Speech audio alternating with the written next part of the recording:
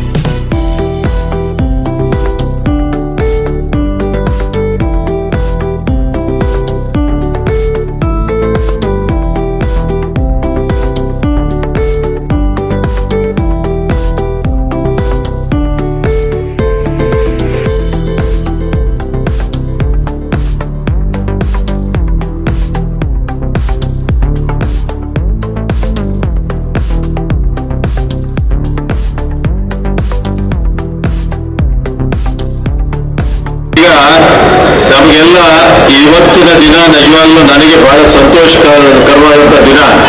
ಯಾಕೆಂದ್ರೆ ನಾವು ಡೆಲ್ಲಿಗೆ 85-86ನೇ ಇಸ್ವಿಯಿಂದ ಹೋಗುವ ಮೊದಲು ಶುರುವಾದಾಗ ಆ ಪಾಲಿಕಾ ಬಜಾರ್ ಅಂತ ಹೋಗಿ ಅಲ್ಲಿ ಹೋಗುವಾಗ ಏನೋ ಒಂದು ಸಂತೋಷ ಆಗುತ್ತೆ. ಸರಿ, ಇದೇ ರೀತಿ ನಮ್ಮಲ್ಲಿ ಏನಾಗಿತ್ತು, ಪಕ್ಕದ ರಸ್ತೆನಲ್ಲಿ ಎಲ್ಲಿ ಕಾರ್ಡ್ ರೋಡಿನ ಆ ಕಡೆ ರಸ್ತೆ ಇಂದ್ರಪ್ರಸ್ಥ ಹೋಟೆಲ್ ಪಕ್ಕದಲ್ಲಿ ಎಲ್ಲ ತರಕಾರಿ ಅಂಗಡಿಯವರು ಎಲ್ಲ ಸಿಟ್ಕೊಂಡಿದ್ರು. ಇಲ್ಲಿಯವರೊಬ್ರು ಹೋಗಿ ಹೈಕೋರ್ಟಲ್ಲಿ ಆರ್ಡರ್ ತಗೊಂಡ್ಬಂದು ಅದನ್ನೆಲ್ಲ ಎತ್ತಿ ತಳ್ಳಿದ್ರು. ಆಗ ಈ ಕಡೆ ಬಂದು ಪಾಪ ಅವರೆಲ್ಲ ವಾಸ ಮಾಡ್ತಾ ಇದ್ರು, ತರಕಾರಿ ಇನ್ನೊಂದು ವ್ಯವಹಾರ ಮಾಡ್ಕೊಂಡಿದ್ರು. ಅವ್ರನ್ನೆಲ್ಲ ನೋಡಿದಾಗ ನಮಗೆ ಆಮೇಲೆ ಇಲ್ಲಿ ನಮ್ಮ ದೊಡ್ಡ ದೊಡ್ಡ ಅಂಗಡಿಗಳೆಲ್ಲ ಇಟ್ಕೊಂಡು ಟ್ಯಾಕ್ಸ್ ಕಟ್ಕೊಂಡು ಟ್ರೇಡ್ ಲೈಸೆನ್ಸ್ ತಗೊಂಡು ಅವ್ರಿಗೂ ತೊಂದರೆ, ಜನ ಓಡಾಡೋರ್ಗೂ ತೊಂದರೆ, ಇವರೆಲ್ಲರ ತೊಂದರೆ ತಪ್ಪಿಸ್ಬೇಕು ಅನ್ನೋ ಉದ್ದೇಶದಿಂದ ನಾನು ಸತಿ ಸಿದ್ದರಾಮಯ್ಯನವ್ರ ಹತ್ರ ಮುಖ್ಯಮಂತ್ರಿಗಳಾಗಿದ್ದಾಗ ನಾನು ಕೇಳಿದೆ, ಈ ತರ ಒಂದು ಪಾಲಿಕಾ ಬಜಾರ್ ಅಂತ ಕಲ್ಪನೆ ಇಟ್ಕೊಂಡು ಮಾಡ್ತಾ ಇದೀವಿ ಸರ್, ನಮ್ಮೆಲ್ಲ ಸ್ನೇಹಿತರು ನಮ್ಮ ಜಯರಾಮ ಮತ್ತಿತರೆಲ್ಲ ಹೇಳೋರೆ, ಇದನ್ನು ಮಾಡಬೇಕು ಅಂತ ಇದ್ದೀನಿ ಸರ್, ನನಗೆ ದುಡ್ಡು ಕೊಡಬೇಕು ಅಂತ ಹೇಳಿದೆ. ಅವರು ಆಗ ನಮಗೆ 400 ಕೋಟಿ ಕೊಟ್ಟಿದ್ರು ವಿಜಯನಗರ ಗೋವಿಂದರಾಜ ನಗರಕ್ಕೆ. ಆ 400 ಕೋಟಿನಲ್ಲಿ 5 ಕೋಟಿ ಇದಕ್ಕೆ ಯೂಸ್ ಮಾಡೋದು. ಅದೇ ರೀತಿ ನಿಮ್ಗೆಲ್ಲ ಗೊತ್ತಲ್ಲ, BGS ಗ್ರೌಂಡ್ಗೆ ಎಲ್ಲಿ ಗೋವಿಂದರಾಜನಗರದಲ್ಲಿ BGS ಗ್ರೌಂಡ್ ಇಂದ ಹಿಡಿದು ಇಲ್ಲಿ ಕನಕ ಭವನದಿಂದ ಹಿಡಿದು ಎಲ್ಲ ಅತ್ಯುತ್ತಮವಾದಂತ ಎಲ್ಲ ಕಾರ್ಯಕ್ರಮಗಳಿಗೂ ನಮಗೆ ಆಗ ದುಡ್ಡು ಕೊಟ್ಟಿದ್ರು. ಆ ದುಡ್ಡಿನಿಂದ ಶುರು ಮಾಡಿದಂತ ಒಂದು ಈ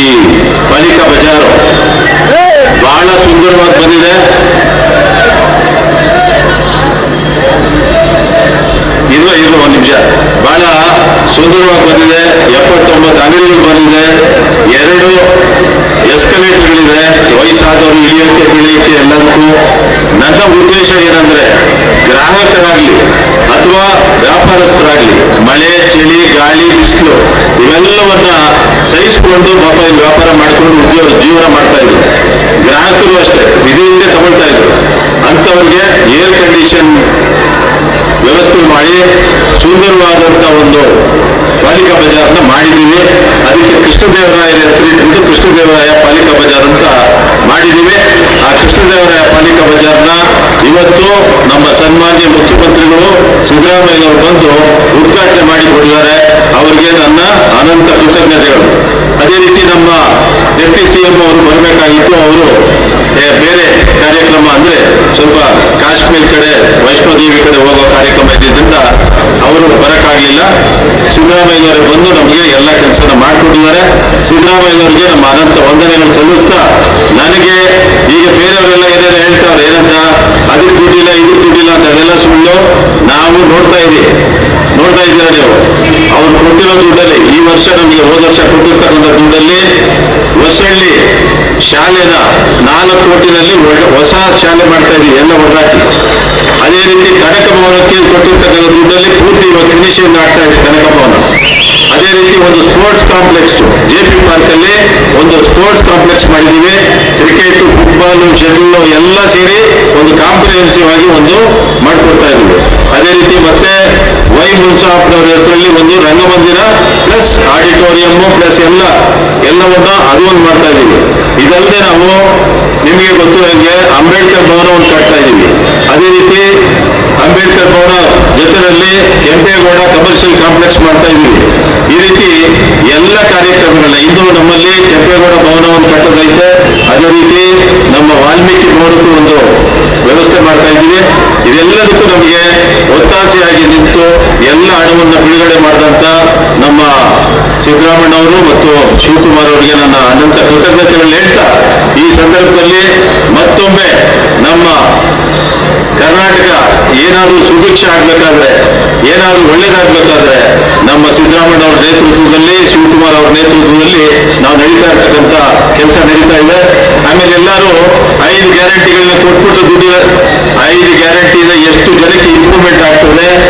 ನೀವೆಲ್ಲ ನಿನ್ನೆ ಬೆಳಿಗ್ಗೆ ನೋಡ್ತಾ ಇದ್ದೀವಿ, ಅದ್ಯಾರೋ ಒಂದು ಅಜ್ಜಿ ಎಲ್ಲರಿಗೂ ಒಬ್ಬಟ್ಟು ಊಟ ಮಾಡ್ತಾಕ್ತವ್ರೆ. ಯಾವ್ದ್ರಲ್ಲಿ 2000 ಮಕ್ಕಳಲ್ಲಿ ಇನ್ನೊಬ್ರು ಈಗ ಏನೇನು ಎಷ್ಟೊಂದು ಅವರಿಗೆ ಹೆಣ್ಣು ಮಕ್ಕಳಿಗೆ ಶಕ್ತಿ ಕೊಟ್ರೆ, ಹಣದ ಶಕ್ತಿ ಕೊಟ್ರೆ ಅವರು ಒಳ್ಳೆ ಕೆಲಸಗಳನ್ನ ಮಾಡ್ತಾರೆ ಅನ್ನೋ ಒಂದು ಒಳ್ಳೆ ಉದ್ದೇಶದಿಂದ ಇಟ್ಕೊಂಡು, ಮುಖ್ಯವಾಗಿ ನಮ್ಮ ಕರ್ನಾಟಕದಲ್ಲಿ ಹಸಿವಿನಿಂದ ಮುಕ್ತವಾದಂತ ಕರ್ನಾಟಕ ನಿಮಗೆಲ್ಲ ಗೊತ್ತೇ ಇದೆ. ಎಂತ ಬರ ಬಂದ್ರು ಕಳೆದ 16 ವರ್ಷಗಳಿಂದ ಎಂತ ಬರ ಬಂದ್ರು ಯಾರು ಹಸಿವಿನಿಂದ ಸಾಯುವಂತ ಪರಿಸ್ಥಿತಿ ಬರಲಿಲ್ಲ. ಯಾಕೆ ಹೇಳಿ, ನಾವು ಕೊಟ್ಟಂತ ಅನ್ನಭಾಗ್ಯದ ಸ್ಕೀಮಲ್ಲಿ 5 kg ಅಕ್ಕಿ, 7 kg ಅಕ್ಕಿ, ತಿರ್ಗಾ ಈಗ 10 kg ಅಕ್ಕಿ ಇದೆಲ್ಲ ಮಾಡ್ತಾ ಇರೋದ್ರಿಂದ ಯಾವ ಬಡವನು ಹೊಟ್ಟೆ ತುಂಬಿ ಊಟ ಮಾಡದೆ ಮಲ್ಕೊಳ್ಳೋ ಪರಿಸ್ಥಿತಿ ಇಲ್ಲ. ಇಂಥ ಒಂದು ಅನೇಕ ಒಳ್ಳೆ ಕೆಲಸಗಳನ್ನ ಮಾಡಿರ್ತಕ್ಕಂಥ ಸಿದ್ದರಾಮಯ್ಯ ಅವರಿಗೆ ನಮ್ಮ ಕೃತಜ್ಞತೆಗಳನ್ನ ಹೇಳ್ತಾ, ಮತ್ತೊಮ್ಮೆ ನಮ್ಮ ಕ್ಷೇತ್ರಕ್ಕೆ ಬಂದು ನಮ್ಮ ಪಾಲಿಕಾ ಬಜಾರ್ನ ಉದ್ಘಾಟನೆ ಮಾಡಕ್ಕೆ ಬಂದು ನಮ್ಗೆಲ್ಲರಿಗೂ ಮಾರ್ಗದರ್ಶಕರಾಗಿ ಬಂದಿದ್ದಕ್ಕೆ ಮತ್ತೊಮ್ಮೆ ಅವರಿಗೆ ಕೃತಜ್ಞತೆಗಳಲ್ಲಿ ಈ ಸಮಾರಂಭದ ಅಧ್ಯಕ್ಷರು, ನಿಮ್ಮೆಲ್ಲರ ಜನಪ್ರಿಯ ಶಾಸಕರು,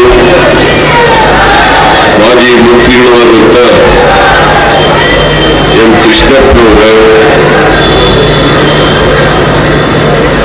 ಪಕ್ಕದ ಗೋವಿಂದರಾಜನಗರ ಕ್ಷೇತ್ರದ ಶಾಸಕರಾದಂಥ ಪ್ರಿಯಕೃಷ್ಣ ಅವರ,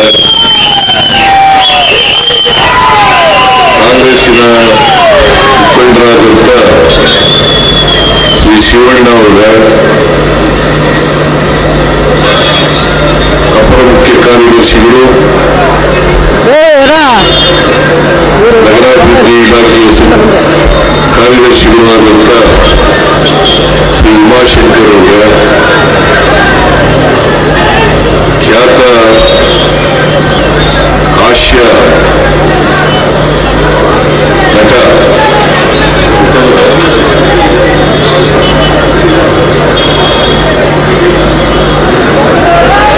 ಸಾಧು ಕೋಕಿಲ ಅವರ,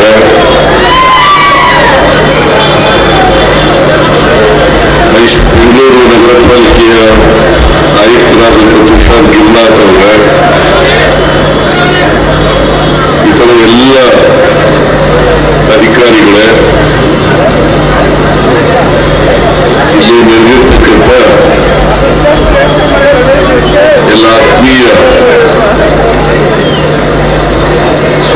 ಸಹೋದರಿಯರ,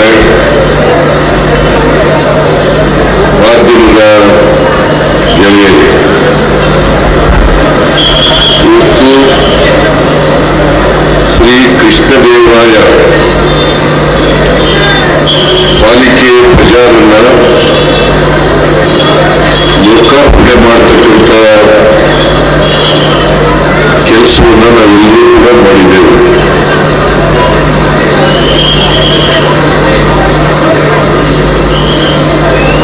ನಾನು ಅತ್ಯಂತ ಸಂತೋಷದಿಂದ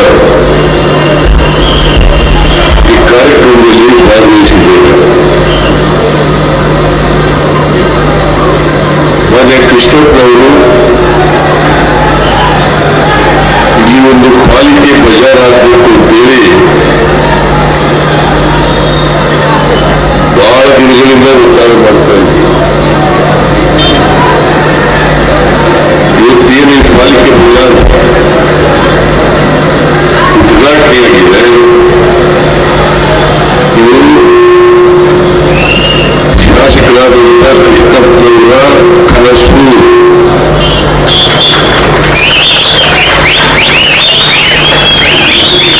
ನನಗೆ ಈ ತರ ಒಂದು ಪಾಲಿಕೆ ಬಜಾರನ್ನು ಮಾಡಬೇಕು, ಇಲ್ಲಿ ಬಹಳ ಜನ ಬೀದಿ ವ್ಯಾಪಾರಸ್ಥರು ಚಳಿ, ಮಳೆ, ಬಿಸಿಲು ಇವನ್ನ ತಡ್ಕೊಂಡು ವ್ಯಾಪಾರ ಮಾಡ್ತಾ ಇದ್ದಾರೆ. ಅವ್ರಿಗೆ ಒಂದು ಕಡೆ ವ್ಯಾಪಾರ ಮಾಡಲಿಕ್ಕೆ ಸ್ಥಳಾವಕಾಶವನ್ನು ಒದಗಿಸಿಕೊಡ್ಬೇಕು ಅಂತೇಳಿ ನನಗೆ ಮೇಲಿಂದ ಮೇಲೆ ಒತ್ತಾಯವನ್ನು ಮಾಡ್ತಾ ಇದ್ದೆ. ನಾನು ಹಿಂದೆ ಮುಖ್ಯಮಂತ್ರಿಯಾಗಿರುವಾಗ 2017 ಈ ಪಾಲಿಕೆ ಬಜಾರನ್ನು ಪ್ರಾರಂಭ ಮಾಡಲಿಕ್ಕೆ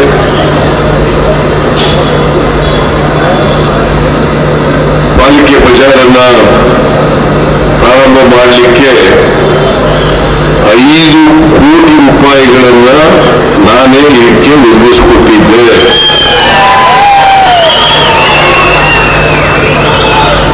ಕೃಷ್ಣಪ್ಪನವರು ಒತ್ತಾಯದ ಮೇಲೆಗೆ 5 ಕೋಟಿ ರೂಪಾಯಿಗಳನ್ನ ಕೊಟ್ಟಿದ್ದದ್ದು. ಇವತ್ತು ನಾನೇ ಇದಕ್ಕೆ ಚಾಲನೆ ಕೊಟ್ಟು ಇವತ್ತು ಉದ್ಘಾಟನೆ ಮಾಡ್ತಾ ಇರ್ತಕ್ಕಂಥದ್ದು ಅತೀವ ಸಂತೋಷವನ್ನ ಉಂಟು ಮಾಡಿದೆ.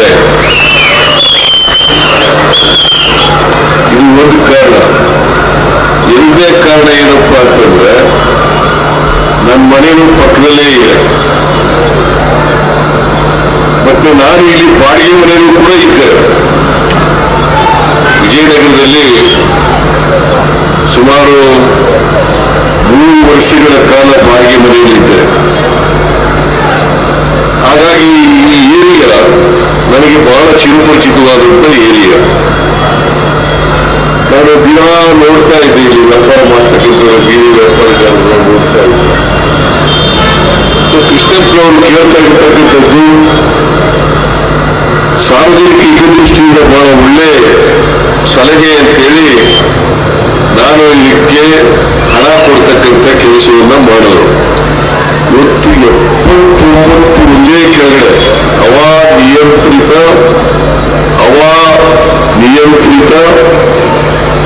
ಪಾಲಿಕೆ ಬಜಾರ್ ಇವತ್ತು ಆಗಿದೆ. ಅದಕ್ಕಿಂತ ಉಚಿತ ಸಂತೋಷ ಆಗ್ತಕ್ಕಂಥದ್ದು ಬೇರೆ ಇನ್ನೊಂದಿಲ್ಲ. ಪಾಪ ಬೀದಿ ವ್ಯಾಪಾರಗಾರರಿಗೂ ಕೂಡ 79 ಮಳಿಗೆಗಳಲ್ಲ,